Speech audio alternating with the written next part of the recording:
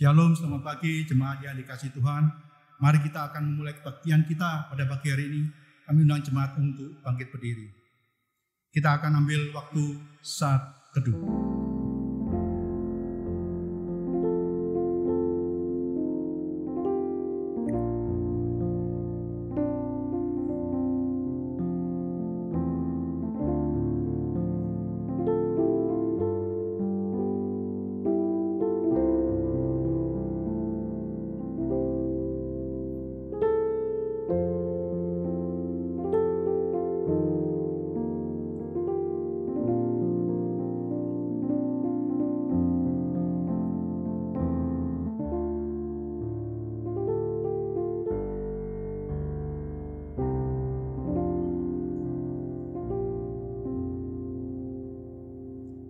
Mari kita arahkan hati kita kepada Tuhan dan kita beribadah kepadanya dengan sikap penyembahan yang benar. Bahwasanya pertolongan kita adalah nama Tuhan yang menjadikan langit dan bumi dan yang tidak pernah meninggalkan hasil buatan tangannya. Turunlah atas kita sekalian kasih karunia dan damai sejahtera dari Allah Bapa, Putra, dan Roh Kudus. Amin. Terpujilah nama Allah.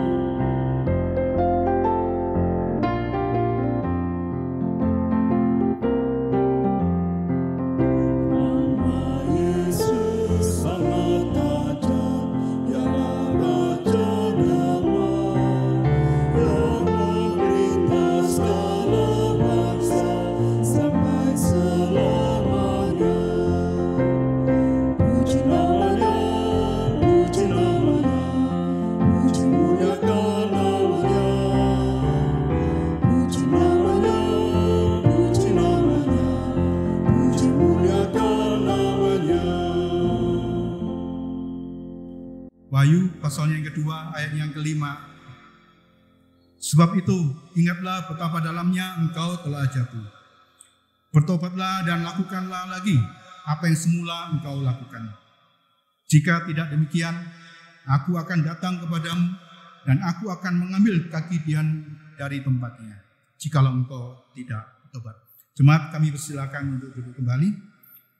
Bapak Ibu Saudara yang dikasihi Tuhan, ketika Tuhan kasih kesempatan kepada kita untuk melakukan pekerjaannya, ketika kita diminta untuk saling melayani antar satu dengan yang lain, maka satu hal yang mesti kita lakukan adalah kita turut akan perintahnya. Dan kita semua melakukannya dengan penuh sukacita. Ku bersukacita kerja baginya.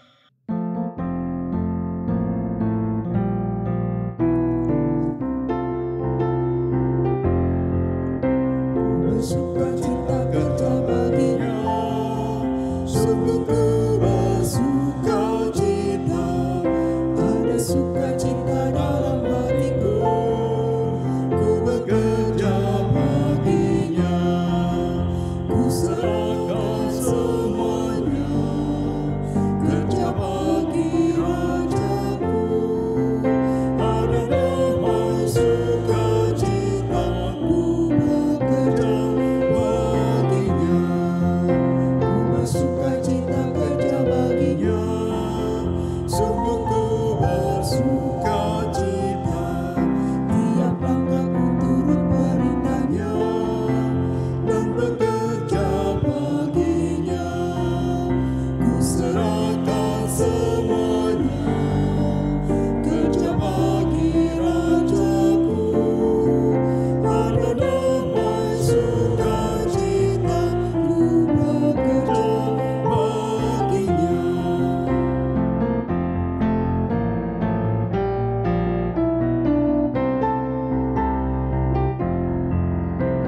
bersukacita kerja baginya.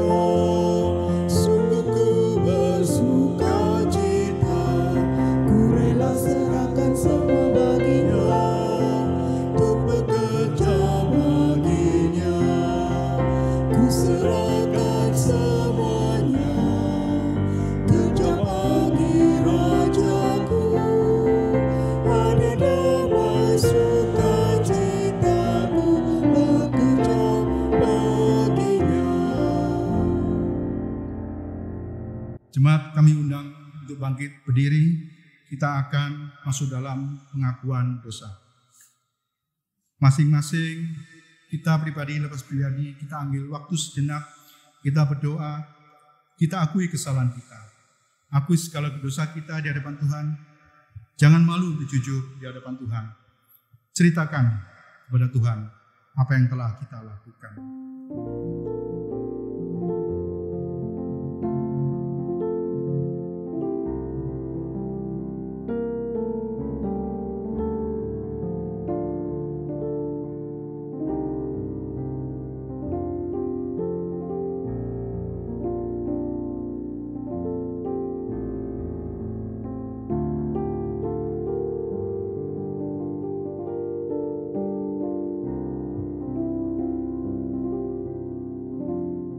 Tuhan, kami telah datang kepadamu, mengaku segala dosa, mengaku segala kesalahan yang telah kami berbuat.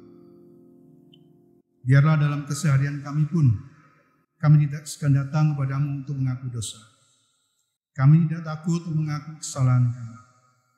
Karena kami tahu, sebagaimana anak yang datang kepada bapaknya untuk memohon maaf, kami pun datang kepada Engkau yang adalah Bapa kami, untuk mohon ampunan. Dan biarlah kasih setiamu yang begitu besar kepada kami memampukan kami untuk selalu bersyukur atas segala sesuatu yang Kau izinkan terjadi dalam kehidupan kami. Dan kami mau benar-benar untuk lebih dekat kepadamu. Dan terlebih daripada itu, kami semakin menjauhi dosa-dosa yang sering membayangi kami. Terima kasih ya Tuhan, terima kasih. Di dalam nama Tuhan Yesus kami menaikkan doa pengakuan dosa kami. Amin. Bagi setiap kita yang telah mengaku dosa di hadapan Allah, berita anugerah buat kita terambil dari 2 Korintus pasalnya 5 ayatnya yang ke-17. Jadi siapa yang ada di dalam Kristus, ia adalah ciptaan baru. Yang lama sudah berlalu, sesungguhnya yang baru sudah datang. Kami persilakan jemaat untuk duduk kembali. Untuk petunjuk baru pada hari ini diambil dari Matius pasalnya 5 ayat 13 sampai yang ke-16. Garam dunia dan terang dunia. Kamu adalah garam dunia. Jika garam itu menjadi tawar, dengan apakah ia diasinkan? Tidak ada gunanya selain dibuang dan diinjak orang. Kamu adalah terang dunia. Kota yang terletak di atas gunung tidak mungkin tersembunyi. Lagi pula orang tidak menyalakan pelita lalu meletakkannya di bawah gantang, melainkan di atas kaki dia, sehingga menerangi semua orang di dalam rumah itu. Demikianlah hendaknya terangmu bercahaya di depan semua orang, supaya mereka melihat perbuatanmu yang baik dan memuliakan Bapamu yang di surga. Amin. Bapak Ibu Saudara sekalian, dalam 3 bulan terakhir ini aktivitas dan kegiatan program gereja banyak yang berkurang, banyak yang tunda, dan ada yang dibatalkan. Ini adalah waktu yang baik buat kita untuk koreksi kita sendiri, untuk koreksi diri, untuk semua pelayanan yang kita lakukan untuk Tuhan, untuk sesama jemaat, maupun untuk sesama kita di luaran, yang mungkin sudah kita lakukan selama berbulan-bulan, mungkin tahunan, atau bahkan mungkin sudah puluhan tahun. Apakah kita sudah lakukan semua itu dengan penuh semangat? Apakah kita semuanya sudah lakukan dengan semaksimal mungkin? Puji Tuhan kalau kita sudah lakukan itu semua. Yang jadi pertanyaan buat kita, apakah karena sudah lama dan bahkan mungkin terlalu lama kita lakukan segala pelayanan dan segala kegiatan gereja dan mungkin segala pembinaan yang kita lakukan, apakah sekarang itu hanya menjadi tugas dan rutinitas semata? Hanya menjadi kebiasaan kita mingguan, bulanan, atau kebiasaan kita setiap tahun? Tidak ada lagi gairah atau sukacita ketika kita melakukannya. Maka mari kita kembali lagi ke awal saat kita memulai segala pelayanan yang dipercayakan Tuhan kepada kita. Baik itu pelayanan Tuhan atau sesama, kita lakukan dengan segenap hati kita. Janganlah kita membuka segala kesempatan untuk timbulnya perselisihan, amarah, ketidaksenangan, kecurigaan di dalam pelayanan kita. Jangan biarkan hubungan yang hangat antar jemaat menjadi dingin dan saling acuh, tidak ada kepedulian. Tapi mari kita melayani kembali dengan kasih yang daripada Tuhan.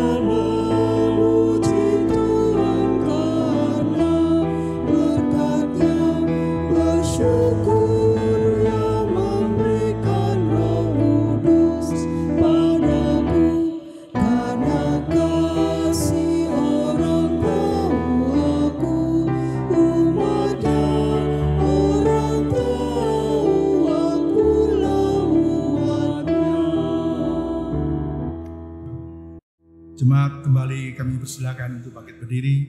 Bersama-sama kita akan mengikrarkan pengakuan iman kita seturut dengan pengakuan iman rasuli.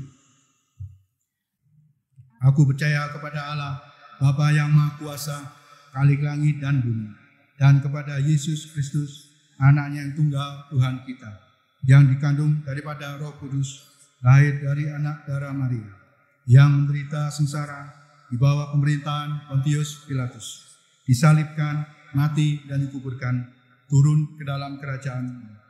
Pada hari yang ketiga, bangkit pula dari antara orang mati, naik ke surga, duduk sebelah kanan Allah, Bapa yang Maha Kuasa. Dan dari sana Ia akan datang untuk menghakimi orang yang hidup dan yang mati. Aku percaya kepada Roh Kudus, gereja yang kudus dan am, persekutuan orang kudus, pengampunan dosa, kebangkitan tubuh, dan hidup yang kekal. Doa syafaat akan dinaikkan oleh penginjil Enawat. Mari kita berdoa. Bapa, kami bersyukur pada pagi hari ini. Kesempatan luar biasa Tuhan beri bagi kami untuk kami kembali bersama-sama bisa beribadah dalam keadaan sehat, dan sukacita yang daripada Tuhan. Kami sungguh merasakan di tengah-tengah segala kesulitan hidup yang Tuhan izinkan kami alami, penyertaan dan pemeliharaan Tuhan sempurna dalam hidup kami. Pada pagi hari ini kami terus berdoa untuk jemaat Tuhan yang sampai hari ini masih mengalami kelemahan tubuh. Kami terus berdoa untuk Bapak Chandra Surya, Ibu Suprapti, proses kesembuhan untuk Bapak Heri Cahyanto. Kami juga terus berdoa untuk Ibu Yuli, adik daripada Ibu Toto, proses kesembuhan untuk Ibu Isa, Bapak Edi Suhartono, jemaat Pos PI Donomulyo. Kasih sayang Tuhan nyata dalam kehidupan mereka hari lepas hari, memberikan kekuatan, memberikan sukacita menjalani hari-hari, dan biarlah melalui terapi, makanan, minuman, obat menjadi sarana di mana Tuhan Kau memulihkan. Memberkati juga untuk keluarga yang boleh dengan setia menjaga dan merawat. Kami percaya Engkau tidak pernah meninggalkan jemaat Tuhan yang dalam keadaan lemah tubuh. Dimanapun mereka berada, biarlah mereka juga tetap mengalami akan kasih Tuhan. Kami juga berdoa pada pagi hari ini untuk sekolah Pelita Kasih. Kiranya Tuhan Kau yang akan terus memimpin proses penerimaan siswa baru.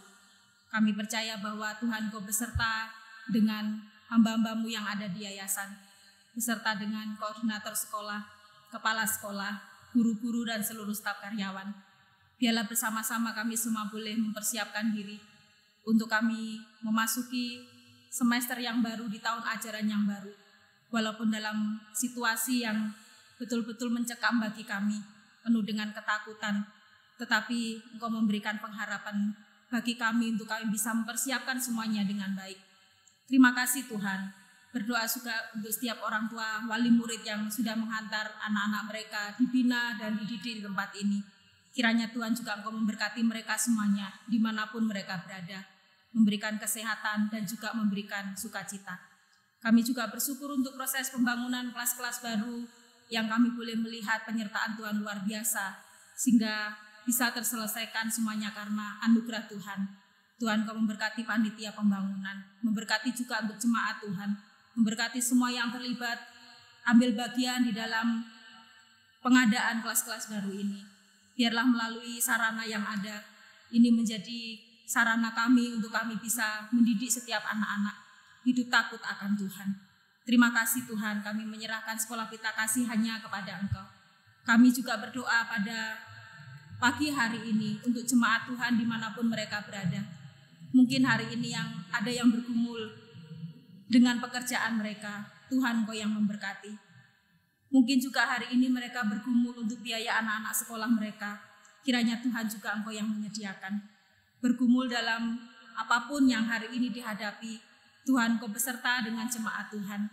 Di tengah-tengah situasi sulit yang hari ini dihadapi, biarlah tetap merasakan dan juga tetap melihat akan segala kebaikan-kebaikan yang Tuhan boleh nyatakan dalam kehidupan setiap jemaat-Mu. Mampukan kami untuk kami terus belajar dalam situasi apapun untuk kami terus mengandalkan Tuhan. Terima kasih Tuhan Yesus.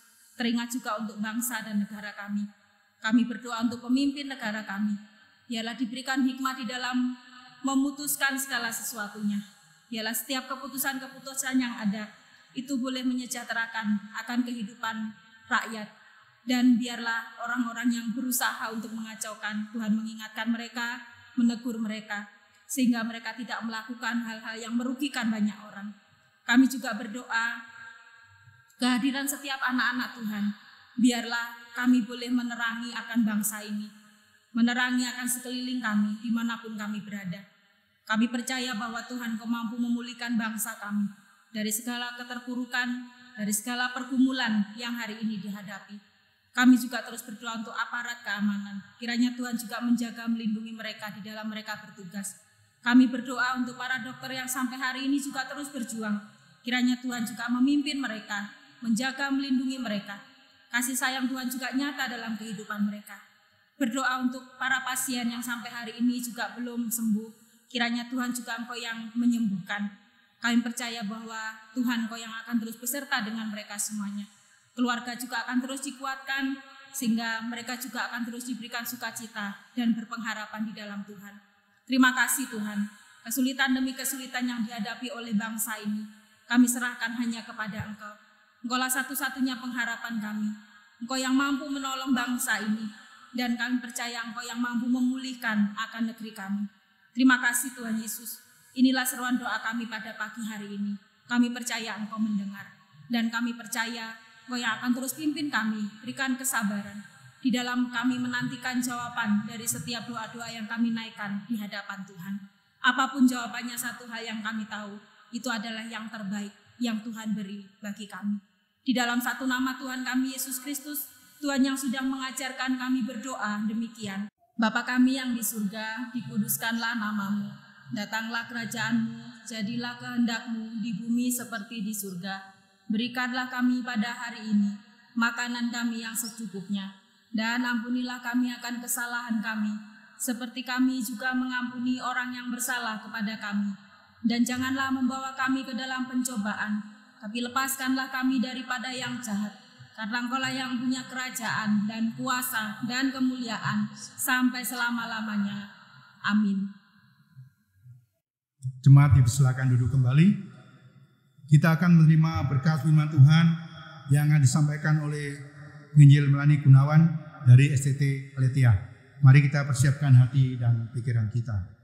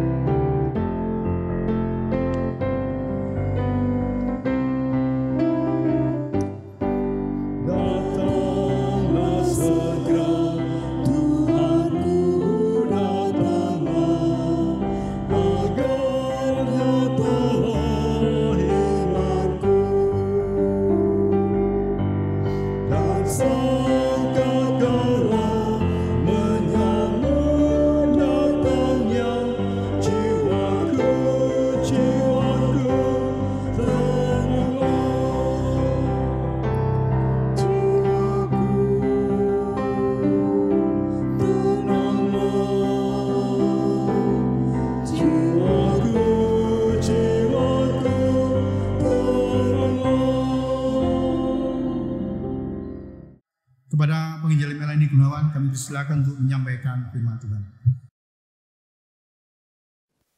Shalom jemaat yang dikasihi oleh Tuhan, kita bersyukur kalau pada hari ini kita boleh kembali merenungkan firman Tuhan. Saya mengajak kita semua berdoa sebelum kita membaca dan merenungkan firman Tuhan. Bapa kami yang di surga, kami mengucap syukur kalau hari ini kami boleh kembali bersama-sama akan membaca dan merenungkan firman-Mu. Biarlah Engkau memberkati waktu kami yang singkat ini dari awal hingga akhirnya, supaya firman-Mu boleh kami mengerti, menguatkan kami, dan kami lakukan di dalam hidup kami. Di dalam nama Yesus kami berdoa. Amin. Pada hari ini kita akan bersama-sama belajar dari jemaat di Efesus, dan kita akan membaca dari Wahyu pasal yang kedua ayat 1 sampai yang ke-7. Saya akan bacakan untuk kita semua.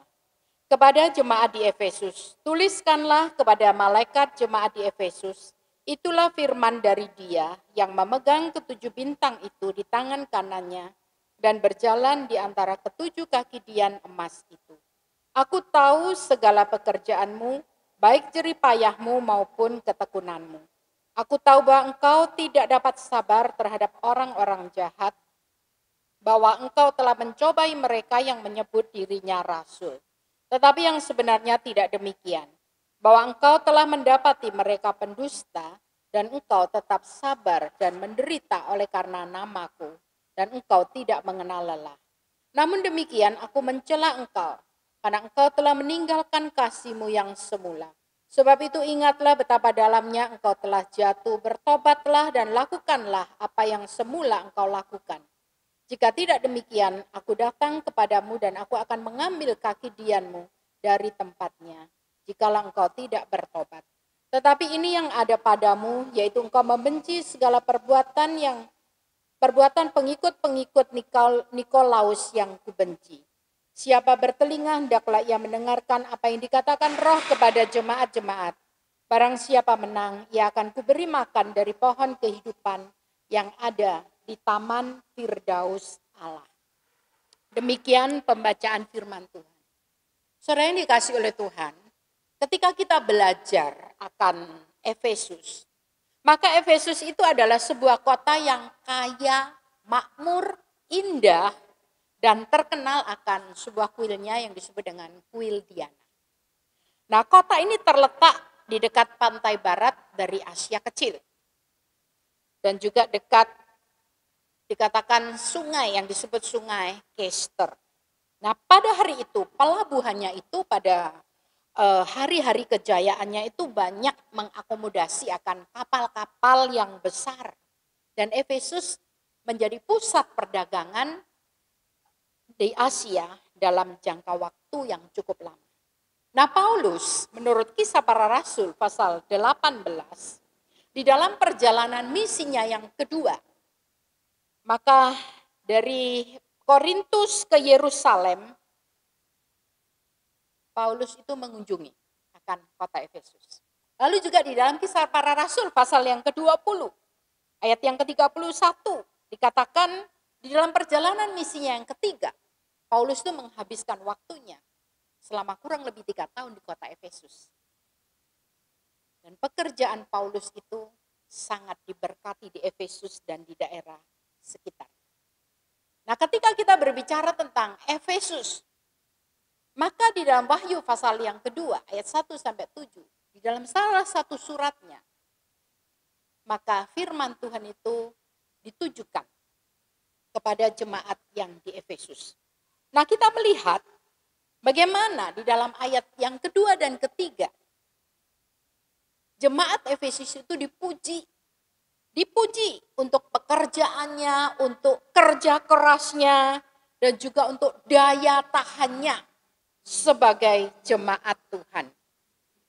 Nah, sehubungan dengan hal itu, Efesus itu dikatakan adalah seperti sebuah kaki dian yang menyebabkan terang dari juru selamat itu bersinar di tengah-tengah kegelapan dunia. Nah, selain itu, Efesus juga dipuji akan intoleransinya. Ketika dikatakan mereka itu menguji, lalu mendapatkan bagaimana pengajaran-pengajaran yang keliru. Dan jemaat di Efesus itu menolak mereka. Nah, di dalam semuanya itu dikatakan Efesus, jemaat di Efesus, itu telah setia kepada pengajaran yang benar dan tidak menjadi lelah. Oleh karena itu kita dapat menyimpulkan bagaimana jemaat di Efesus ini tidak kurang serius dan menopang aktivitas yang ada di gereja Efesus. Bahkan mereka sampai pada titik atau poin bahwa mereka menderita demi nama Kristus. Demikian juga selanjutnya kalau kita melihat di dalam ayat yang ke-6. Tuhan di sini juga menyimpulkan pujiannya kepada jemaat di Efesus.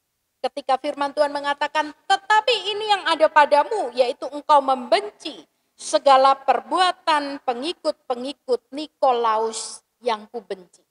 Siapa itu pengikut-pengikut Nikolaus? Ada tafsiran yang mengatakan bahwa mereka itu memegang ajaran dari Bileam. Mereka juga pengikut Isabel.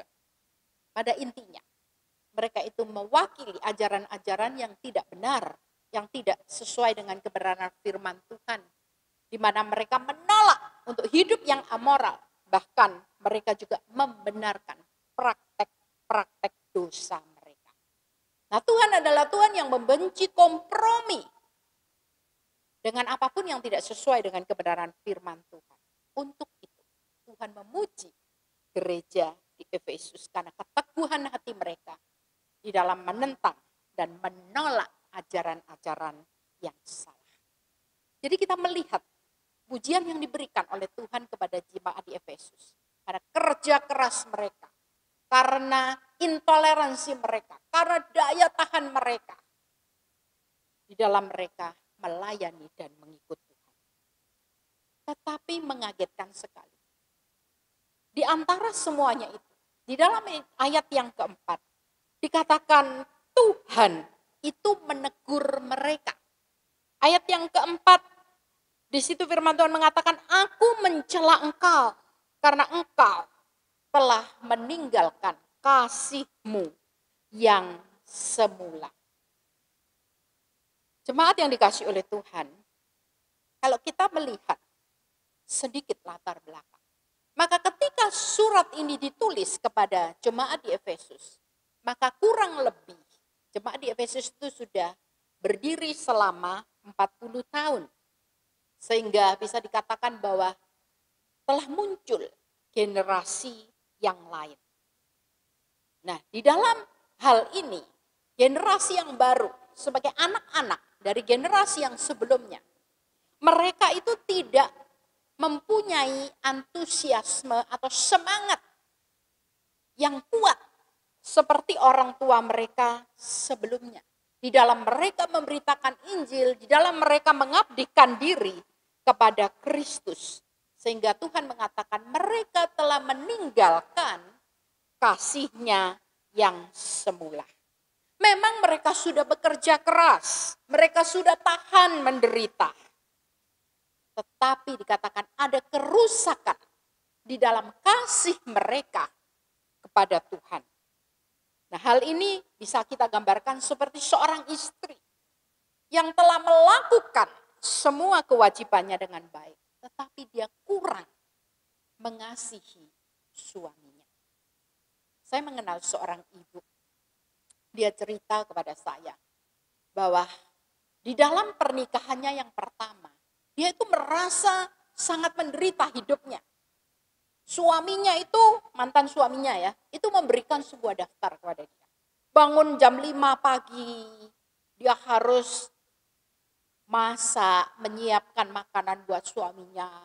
Lalu kalau suaminya udah pergi kerja, dia harus pergi belanja, bersih-bersih rumah, cuci baju, dan lain sebagainya. Demikian setiap hari harus dia lakukan.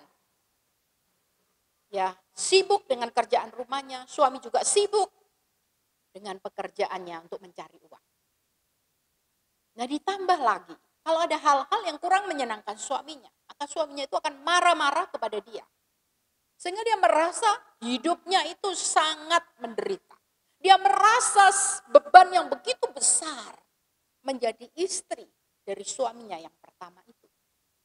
Sampai pada suatu hari, dia merasa tidak tahan dan akhirnya dia minta cerai.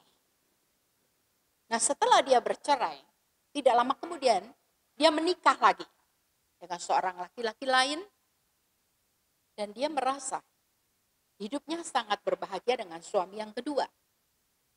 Nah, dia berkata pada suatu hari dia membersihkan kamarnya, dia membongkar lacinya, dia menemukan sebuah kertas. Yang ketika dia baca ternyata itu adalah daftar dari pekerjaan dan tugas yang harus dia lakukan setiap hari yang diberikan oleh mantan suaminya.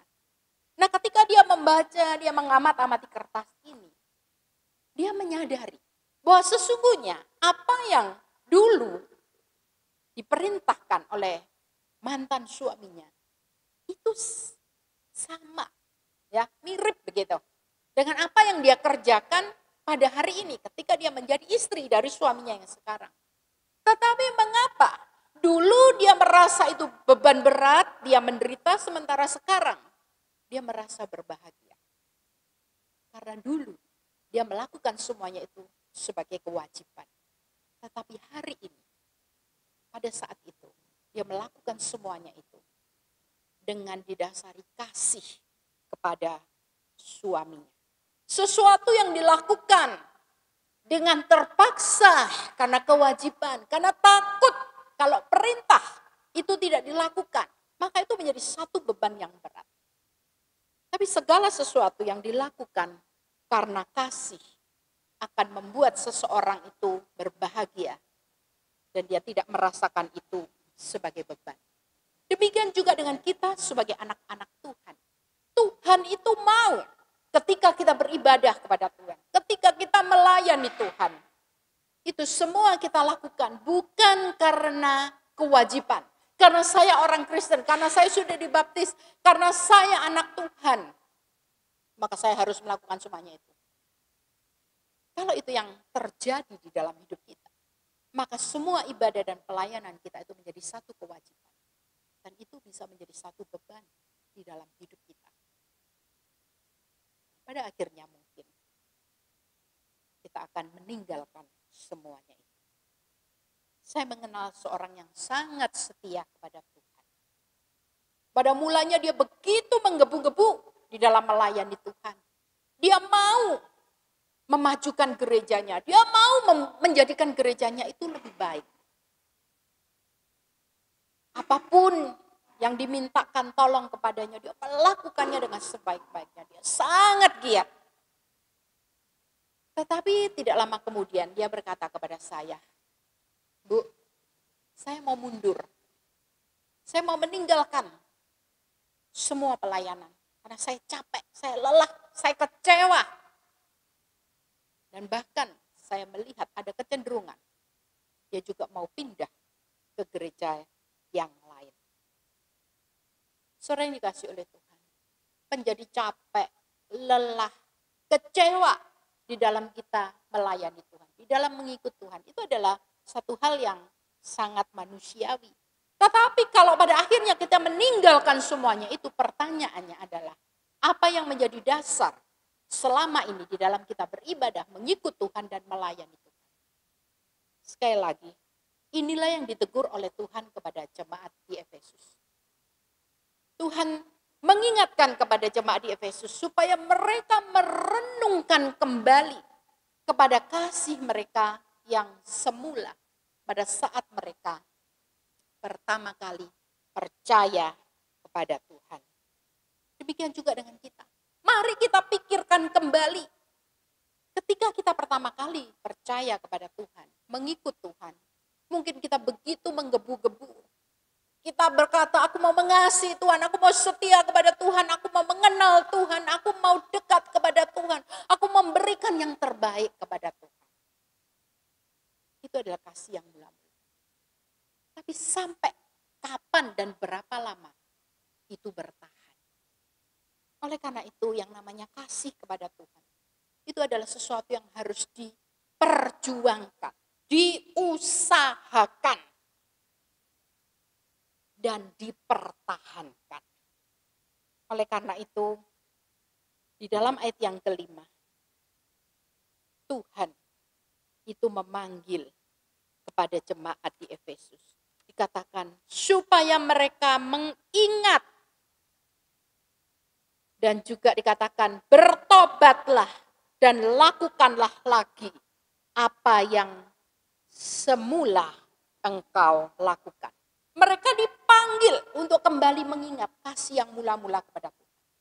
Supaya dengan mengingat betapa bagaimana pertama kali mereka mengasihi Tuhan. Dan betapa dalamnya pada hari ini mereka sudah jatuh. Maka pola pikir mereka tentang beribadah, tentang melayani Tuhan itu dirubah. Dan itu juga akan mempengaruhi apa yang mereka lakukan bagi Tuhan. Dan Tuhan berkata, kalau mereka tidak bertobat, Tuhan mengatakan, aku akan mengambil kaki dianmu. Ketika mereka melakukan semuanya itu sebagai kewajiban, mereka tidak bisa menjadi terang bagi orang lain. Dan Tuhan mengingatkan, kembalilah, bertobatlah, lakukanlah semuanya itu sebagai kasih kita pada Tuhan. Seperti pada waktu pertama kali kita mengasihi Tuhan. Supaya dengan demikian, apa yang mereka lakukan itu boleh menjadi berkat bagi orang lain. Dan di dalam ayat yang terakhir, di situ firman Tuhan ditutup dengan mengatakan demikian. Barang siapa menang, ia akan kuberi makan dari pohon kehidupan yang ada di taman Firdaus Allah. Barang siapa menang, barang siapa menjadi pemenang. Siapa itu pemenang? Adalah orang yang berjuang melawan dosa, iblis, dan kekuasaannya. Dan kasihnya kepada Tuhan itu bertahan sampai akhir. Ada janji yang diberikan oleh Tuhan bagi orang yang menang. Bukan janji tentang sesuatu yang bersifat fana, tetapi adalah janji tentang sesuatu yang bersifat kekal. Dikatakan mereka akan diberi makan dari pohon kehidupan. Jemaat yang dikasihi oleh Tuhan. Saya tidak tahu apa yang sedang kita alami pada saat ini. Ini adalah satu masa-masa yang tidak mudah. Banyak orang yang takut, banyak orang yang khawatir, bukan hanya akan kesehatannya hari ini, termasuk masa depannya. Karena ada banyak orang yang kehilangan pekerjaannya, usaha yang mengalami kesulitan dan lain sebagainya. Bahkan di dalam keadaan yang seperti ini, kita tidak lagi dimungkinkan untuk bertemu di dalam ibadah secara fisik. Kita mungkin hanya bisa ibadah online. Kita bisa mungkin hanya via telepon, video call, begitu saja. Tetapi di dalam saat-saat seperti ini, kita juga diingatkan bahwa harapan kita bukan kepada sesuatu yang fana. Ada janji tentang sesuatu yang bersifat kekal. Ketika kita melihat keadaan hari ini, kita diingatkan bahwa semua yang ada di dunia ini adalah fana. Bahwa semua yang ada di dalam dunia ini tidak bisa menjamin akan kehidupan kita. Oleh karena itu mari kita mengarahkan pandangan kita kepada yang kekal. Dan kita mengamini dan memegang janji yang diberikan oleh Tuhan. Engkau akan kuberi makan, dikatakan di dalam ayat yang ke-7, engkau akan kuberi makan dari pohon kehidupan. Kalau engkau menang. Mari kita merefleksikan hidup kita di hadapan Tuhan. Ketika hari-hari yang lalu dan bahkan juga sampai dengan hari ini.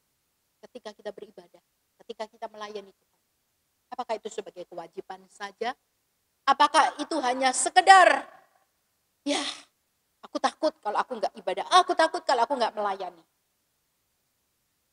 Kalau itu yang menjadi dasar, hari ini Tuhan mengingatkan kita. Mari ketika kita beribadah kepada Tuhan, ketika kita melayani Tuhan, itu karena kita mengasihi Tuhan. Dan kasih, pada waktu kita pertama kali percaya kepada Tuhan, itu kasih yang kita pertahankan. Dan kita perjuangkan, kita usahakan. Dan itu menjadi dasar dalam kita beribadah dan melayani Tuhan. Sampai kita bertemu dengan Tuhan. Biarlah Tuhan berkenan. Semua yang kita lakukan di dalam hidup kita. Karena semuanya itu kita lakukan dengan segenap hati kita dan setulus hati kita. Karena kita mengasihi Tuhan dengan sungguh-sungguh. Tuhan memberkati kita. Mari kita berdoa.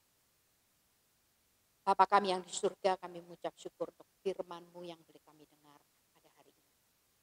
Biarlah semuanya ini mengingatkan kami Tuhan. Untuk kami terus bersandar kepada Tuhan. Untuk kami terus mengasihi Tuhan. Sampai kami bertemu dengan Tuhan. Supaya segala hal yang kami lakukan sebagai ibadah dan pelayanan kami boleh memuliakan Tuhan, menjadi berkat, dan Tuhan memakai hidup kami menjadi terang bagi banyak orang. Jadi dalam masa-masa pandemi seperti ini, pakailah kami Tuhan menjadi berkat bagi banyak orang. Di dalam nama Yesus kami berdoa. Amin. Jemaat yang dikasihi oleh Tuhan, terimalah berkat Tuhan. Kiranya kasih karunia daripada Allah Bapa damai sejahtera dan sukacita yang sejati di dalam Yesus Kristus, kuat kuasa, penyertaan, penghiburan daripada Allah Roh Kudus, Allah yang Tritunggal itu, menyertai hidup kita, memberkati hidup kita, menguatkan kita, untuk kita terus mengasihi Tuhan, dari saat ini sampai selama-lamanya. Amin. Bapak Ibu Saudara sekalian, ibadah kita telah selesai pada hari ini. Selamat hari Minggu, Tuhan Yesus memberkati. Amin.